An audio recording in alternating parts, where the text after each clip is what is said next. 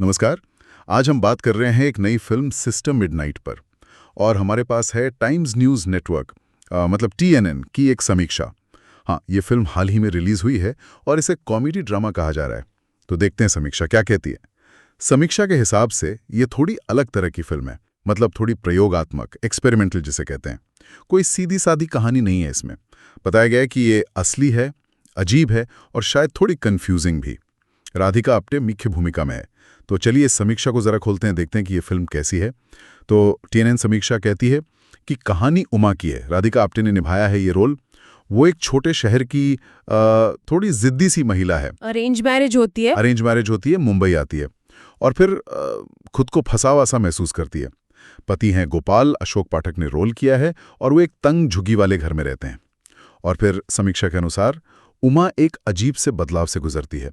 समाज के जो नियम कायदे हैं उन्हें तोड़ने लगती हैं। समीक्षा में शब्द इस्तेमाल हुए हैं जैसे अजीब, असली या फिर ये मैंने क्या देख लिया। हाँ, और यहीं पर समीक्षा एक बहुत दिलचस्प बात कहती है कि फिल्म का जो इरादा है वो शायद कहानी सुनाने से ज्यादा एक खास तरह का एहसास, एक अनुभव पैदा करना है।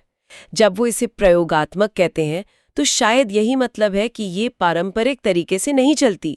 सीधी कहानी, साफ डायलॉग्स वैसा नहीं है। इसमें रूपकों का मतलब मेटाफर्स का काफी इस्तेमाल है, लंबे लंबे स्थिर शॉट्स है और एक लगभग बेचैन कर देने वाली शांति या स्थिरता है।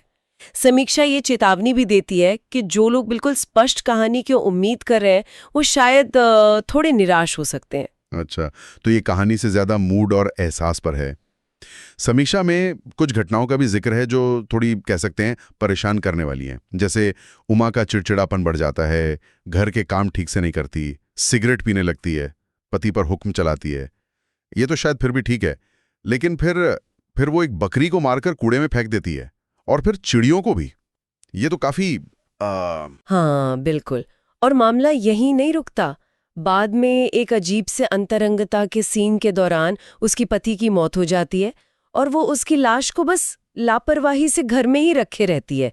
तो हाँ, चीजें काफी असली और साथ ही साथ बहुत बेतुकी होती जाती हैं। बाप रे। तो समीक्षा इन सब घटनाओं को कैसे देखती है, इसका मतलब क्या निकाला है उन्होंने? समीक्षा इसे एक महिला के धीरे धीरे अपनी अपनी पकड़ खोने या शायद समाज के बंधनों से आजाद होने के रूप में देखती है।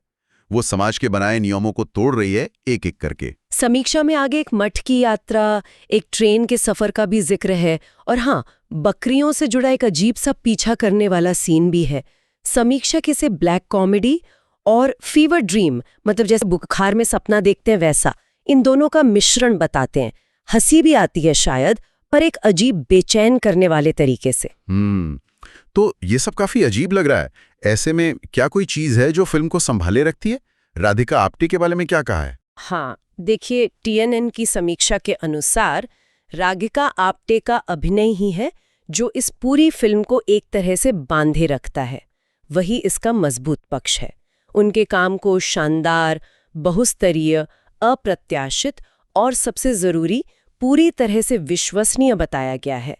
ऐसा लगता है कि उनकी एक्टिंग की वजह से ही ये जो अजीबोगरीब कहानी है वो भी कहीं ना कहीं जमीन पर टिकी रहती है, उसे एक आधार मिलता है। अच्छा, और जो बाकी कलाकार हैं जैसे पति का रोल करने वाले अशोक पाठक या पड़ोसन बनी छाया कदम, उनका जिक्र है? हाँ, उनका जिक्र भी है।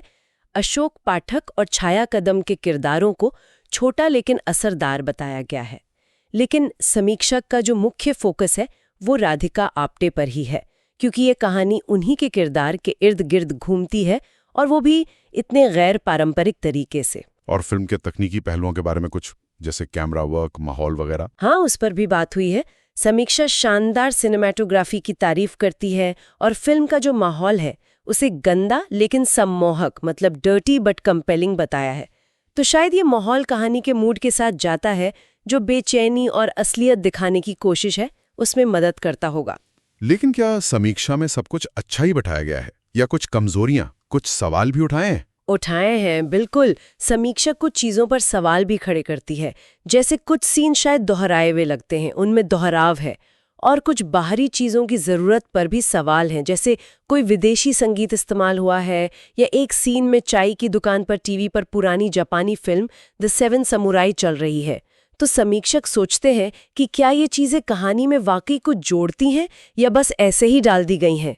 ये दिखाता है कि शायद फिल्म के सारे प्रयोग उतने सफल नहीं लगे समीक्षक को। समझ गया।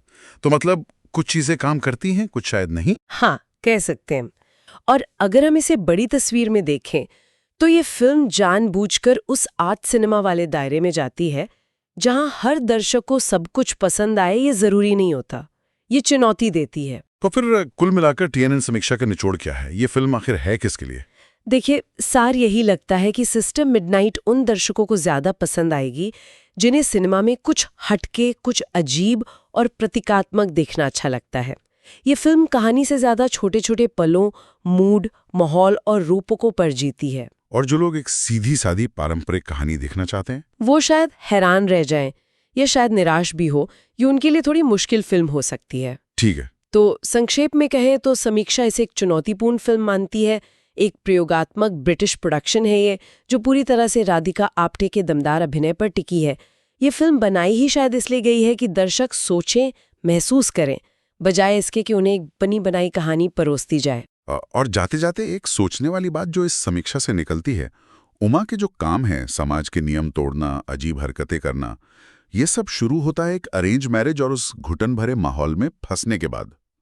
तो क्या ये फिल्म अपने इस बहुत ही असली और कभी-कभी विचलित करने वाले तरीके से ये सवाल उठा रही है कि जब अपनी बात कहने के पारंपरिक रास्ते बंद हो जाते हैं, तो क्या इस तरह का विद्रोह जरूरी हो जाता है या उसके क्या नतीजे होते हैं, इस पर सोचा जा सकता है।